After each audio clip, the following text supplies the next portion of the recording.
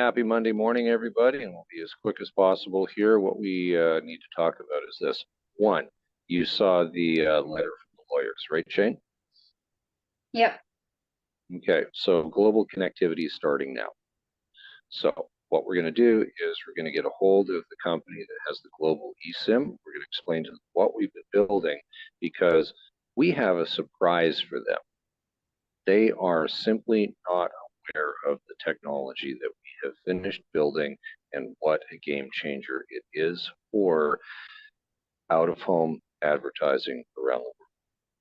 They just don't know. Okay, so we're going to reach out to them today and start dialogue.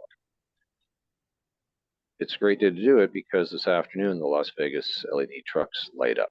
So you saw that on Friday, the commitment from Colisio and the team there. They're going to start lighting up the LED trucks this afternoon.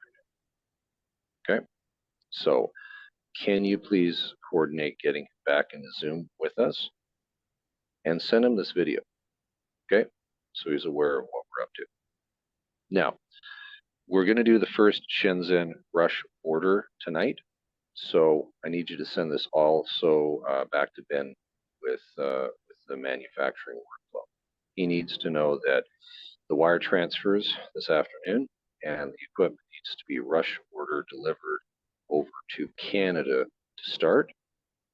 We're going to test first in Canada because the official first start is going to be California. So the one to Canada is internal, the one to California is the first real official client ordered start. And that's a big deal because that building it's going onto is the size of a square block. It's massive. Okay. So I need to complete the paperwork with that company as well in California. We also need to do the university upgrade and testing this week. So Rolly, everything you've learned about layouts within the system now goes live, step by sequential step with the university team, okay? By the time we're done, we want to be doing, I would say, a weekly test with the university on their emergency notification system, okay? So we're going to send this video back to them as well. That's why also this Victoria, BC hockey team, based on Vancouver Island. Shane, we need them in Zoom. I need our contact with that hockey team back in to see what we're doing, send this video off to them as well. How important their testing is, because we're not just providing an outdoor bright LED panel for them to be able to showcase their sponsors. We're also using this as an opportunity to test the entire flow of how everything's going to operate for the emergency notification signage across North America. Understood?